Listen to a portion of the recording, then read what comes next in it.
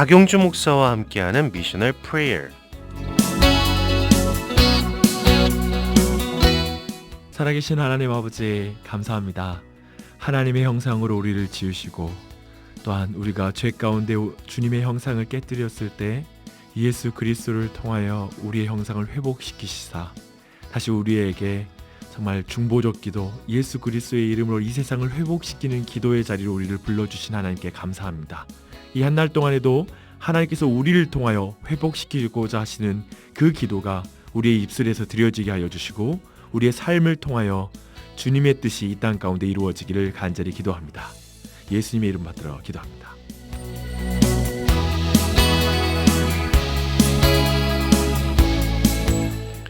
네, 미셔널 프레이어 이 시간은 나주혁신 장로교회를 섬기고 계시는 박용주 목사님과 함께하는 시간입니다. 기도와 관련된 모든 이야기 팍팍 나눠보는 시간이죠. 네. 저희가 이제 예전 그 2주 전에 그 30가지 기도의 교훈에 네네. 대해서 배웠고 이제 지난주부터 성경에 등장하는 인물들을 통해서 저희가 그 인물들이 어떤 기도를 했었는지 네네. 그 기도를 저희들이 함께 나눠보는 시간을 가지고 있습니다. 오늘은 그 두 번째 시간이 되겠고요. 지난주에는 바울, 오늘은 야곱입니다. 야곱. 네.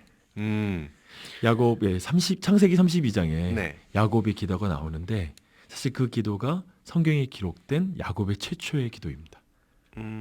사실 저는 네네. 야곱이 하나님께 사랑을 받았잖아요, 그렇죠. 인물이. 예. 근데 정말 하나님을 잘 따랐다고는 생각이 안 들거든요. 그리고 이렇게 어떤 삶 자체가 기도를 막 열심히 하는 사람은 아니었던 것 같아요. 그렇죠. 근데 그 많은 축복과 또 하나님이 예비하셨던 그 길들을 보면 역시 하나님의 선택을 받아야 되는 거구나. 네. 그런 생각이 들더라고요. 맞아. 그 야곱의 출발 자체가 네. 이미 복중에 있을 때 선악간의 어떤 행위를 하기 전에 에서가 아니라 야곱을 하나님이 선택하셨다라는 거잖아요. 그게 전체 그의 삶을 푸는 키가 되는데 네. 가만히 보면 이 야곱은 항상 인간적인 방법으로 심지어 선택받은 자가 택함 받지 못한 사람을 털어버리잖아요. 아니 이미 하나님께서 약속을 하셨는데도 불구하고 그렇죠. 그거를 신뢰하지 못하고 그러니까 야곱의 인생의 특징은 뭐냐면 하나님이 약속한 것을 인간적인 방법으로 성취하려고 하는 사람의 인생이 어떻게 이끌려가는가. 그런 인생임에도 불구하고 그가 실수하고 속이고 끊임없이 자기 힘으로 자신의 삶을 움켜쥐려고 하지만 네. 하나님께서 그를 계속 변화시키시면서 그분의 뜻을 이루어가는 것. 그게 야곱의 삶에서 나타나는 특징이죠. 아니 정말 그 하나님께서 중간중간 얼마나 많이 풀어주셨잖아요. 문제들을 다 풀어주셨는데 네. 그것을 보면서도 또 끝까지 안 가고 딴짓하다가 또 보여주시면 또 가고 이런 계속 그런 모습들을 보이잖아요. 네네네. 근데 어떻게 보면 그 모습들이 또 우리의 모습들이기도 하고요. 그렇죠. 과연 이 하나님께 선택을 받았던 야곱의 기도는 어떠한 기도였을지 굉장히 궁금해요. 그 방금 전에 말씀하셨는데 야곱이 별로 기도하지 않는 것 같다고 네. 말씀하셨는데 사실 32장에 이르러서야 최초로 기도문이 나오는데 네. 그 기도문이 되게 우리가 생각할 지점이 많아요. 32장의 어떤 배경이 어떠냐면 이제 20년 만에 고향으로 돌아가는 길이거든요. 근데 방금 전에 라반이라는 큰 벽을 넘었죠. 그렇죠. 큰 목숨의 위협을 넘어서서 그가 그 재산과 가족들이 이끌고 가는데 이제 진짜 적을 만나는 거죠. 근데 애서죠, 애서. 그렇죠. 네. 근데 저는 이거 말씀 생각하는데 우리가 마치 인생 또한 작년에 우리가 2015년, 14년이라는 큰 벽을 넘어왔잖아요.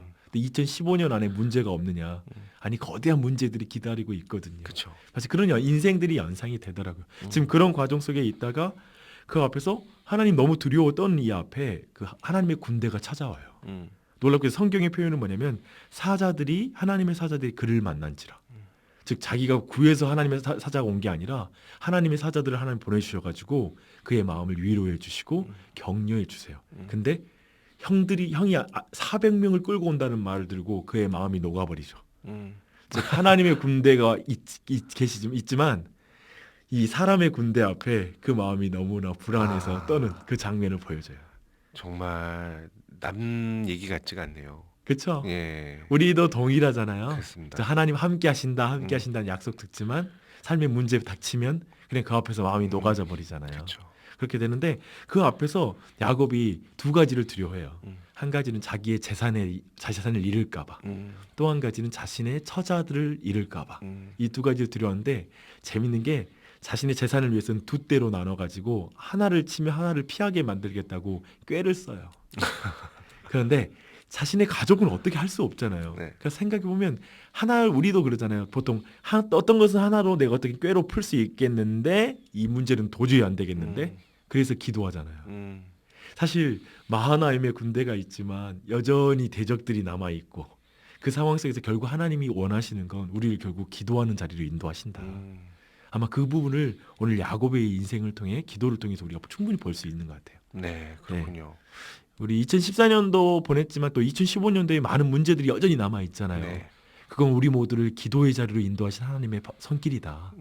그래서 결국 이렇게 큰 문제를 당했을 때 진짜 우리가 기도하지 않으면 진짜 어떠한 문제도 기도하지 않을 거예요.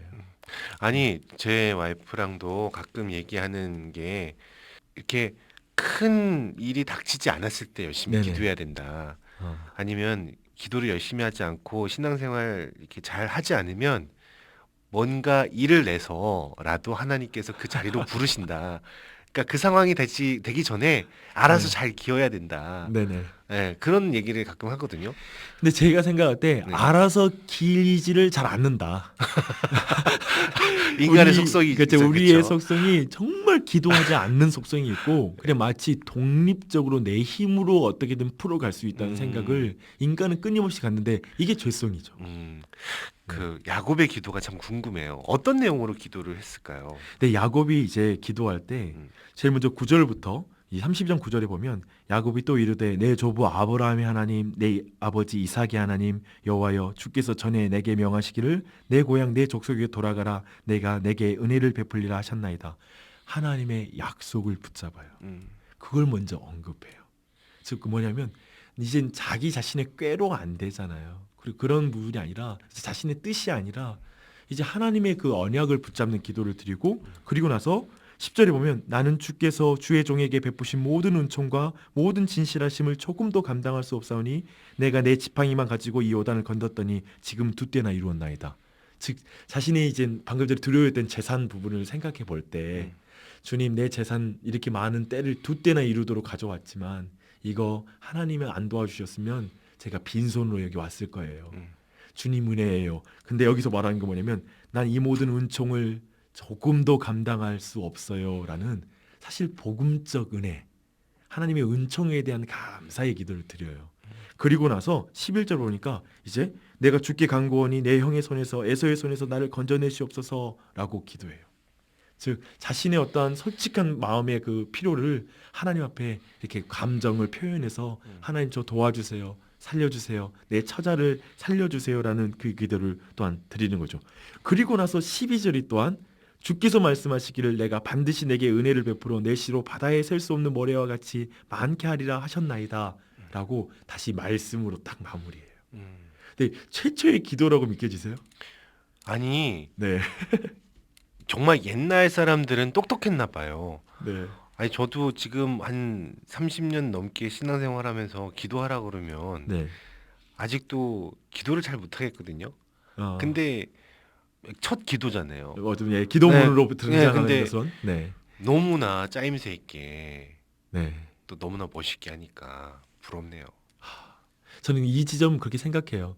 마치 우리도 신앙생활 할 때 참 부대끼면서 야곱의 인생이 험악한 인생이라고 표현하잖아요. 정말 모진 고통을 당하고 임금 협상에 10번 이상 실패해서 계속 속고 그리고 정말 3D 업종에 근무하면서 정말 눈꺼풀을 한번 제대로 잠기는 이게 닫는 일도 못하고 계속 눈 뜨고 생활하고 그렇게 20년 동안의 세월을 보내다가 또 가정도 불화가 심하잖아요. 네. 그 아이들끼리도 싸우고 또 아내들끼리 싸워서 경쟁적으로 아이를 낳고 막 그런 문제가 심각하잖아요. 근데 그 과정 속에서 이 야곱의 인생 속에 하나님이 일하시는 거죠. 되게 어쩌면 우리가 기도 안 한 듯하지만 어느 순간 우리의 신앙이 어느 순간 기도할 때 어느새 주님을 깊이 이해하고 자라있는 이 묘한 신앙의 자람이 우리의 상식으로는 상상할 수 없는 그런 자리로 우리를 인도하신다. 그런 생각이 더욱 들게 됩니다. 네. 오늘 근데 말씀 보면 특별히 약속을 붙잡고 기도하는 건 이게 우리한테 좀 어색하지 않아요? 되게 많은 사람이 이 하나님의 약속을 붙잡고 기도한다. 음. 이게 되게 어렵게 느껴지는 거. 근데 실제 저희한테 저희 스스로한테 적용을 해보면 음. 저희는 어떤 말씀을 붙잡고 그렇죠. 기도를 해야 될지도 잘 모르겠고 그리고 그게 어떤 의미가 있나요? 그러니까 오늘 보면 되게 직접적으로 뭐 아브라함의 언약을 주셨기 때문에 또 야곱에게 말씀을 직접 해주셨기 때문에 음. 하나님 나에게 말씀하셨잖아요. 이렇게 우리가 고백하잖아요. 음. 근데 사실 성경 전체 안에 물론 모든 말씀을 잘못 예를 들면 여리고성 무너졌다고 해서 누구 집을 돌면서 하나님 내가 이 집 무너질 줄 믿습니다. 이렇게 기도하면서 하는 것은 잘못된 기도겠죠. 그런 개념은 아니지만 이 하나님의 언약의 말씀 전체가 우리에게 주어진 하나님의 말씀이라는 생각을 가질 때 우리가 평소에 성경의 말씀을 통하여 깊이 하나님이 어떤 분이고 어떻게 일하시는지를 알면 우리가 실제 기도할 때 그게 흘러나와요. 어떤 문제가 딱 닥쳐서 그 문제를 놓고 기도할 때 가장 먼저 하나님은 어떻게 일하시는 분이시잖아요. 하나님은 어떤 분이시잖아요. 라는 그 기도가 우리한테 흘러나오는 거죠.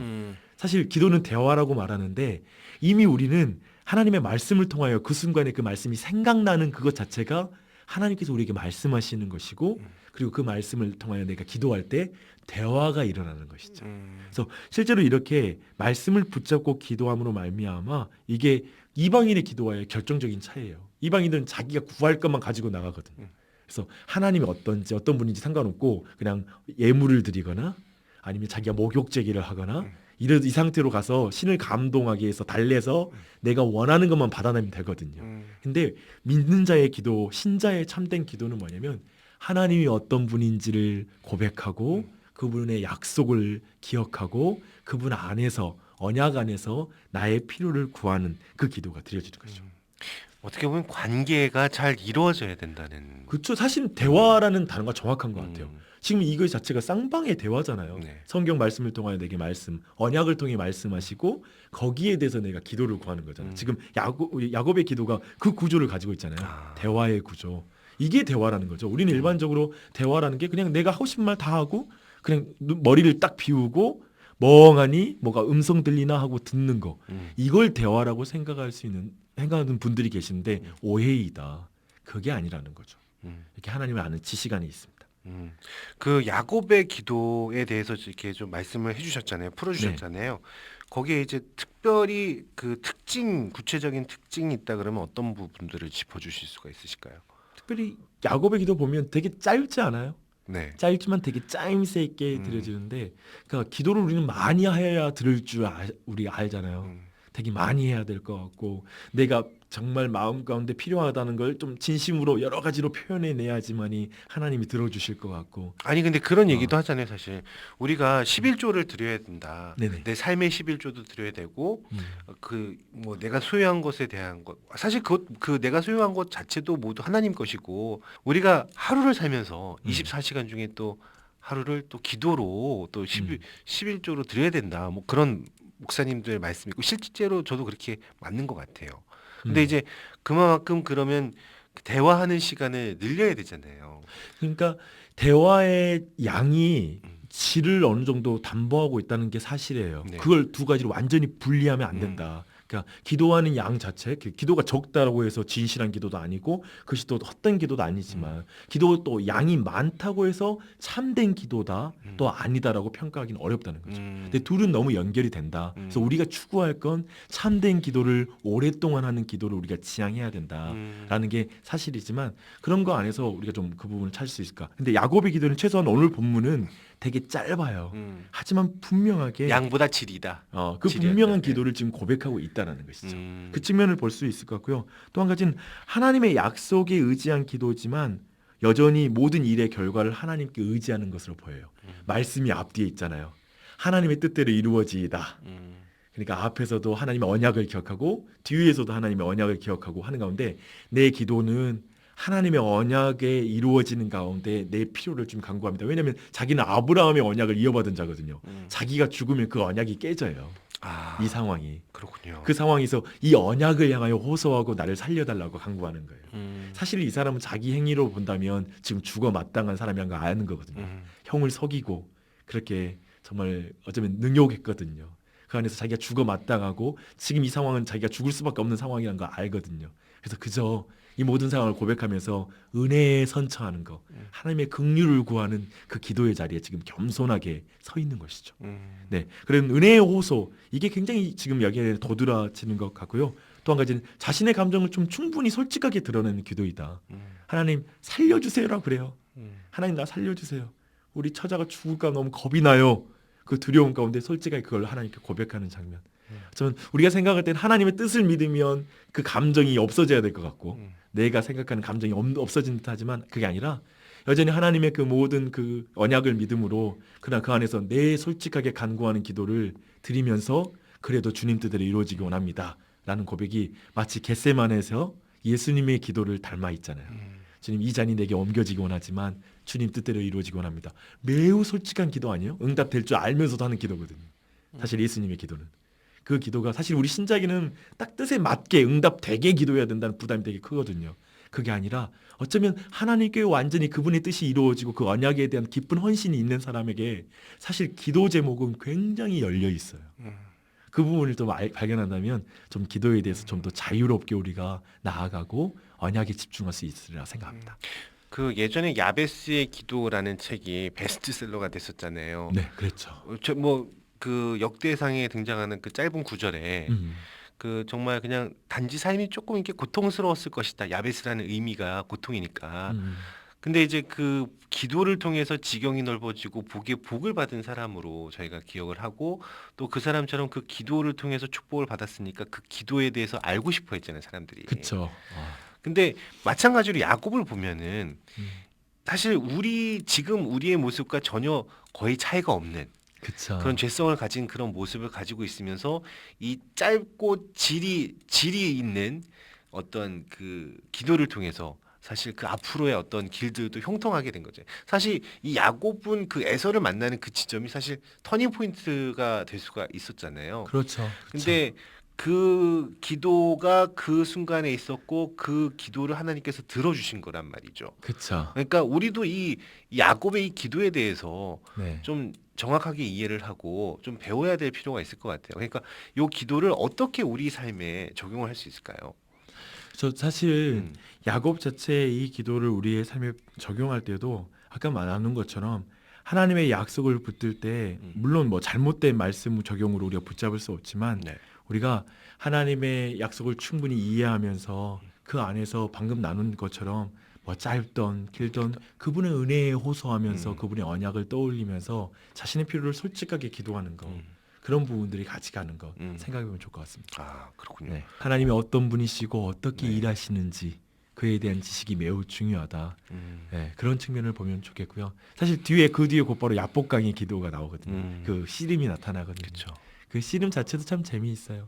사실 야곱 자체가 끊임없이 라반과 씨름한 듯 보이고 에서와 씨름한 듯한 인생이었지만 사실 끝까지 그것은 뭐냐면 자기 힘으로 인생 계속 시비 걸며 사는 인생이었거든요. 근데 결국 그것이 어쩌면 하나님에게 맡겨드리지 못하고 자신의 힘으로 그저 하나님과 씨름한 듯한 인생이었다. 그러면서 볼 때 우리 모두가 내 힘과 내 방법대로 하나님의 뜻을 이루려고 하는 인생을 내려놓고 주님의 은혜에 호소하며 주님께 의존하는 삶으로 주의 뜻을 이루는 삶으로 나아가는 것. 그런 2015년이 되는 것. 그런 우리 가정이 되는 것. 그걸 소망하며 나아가는 그런 야곱의 기도. 그 측면을 우리가 닮아갔으면 좋겠다 생각됩니다. 자, 지금까지 미셔널 프레이어 나주혁신 장로교회를 섬기고 계시는 박용주 목사님과 함께 하셨습니다. 네, 목사님 수고하셨습니다. 감사합니다. 네.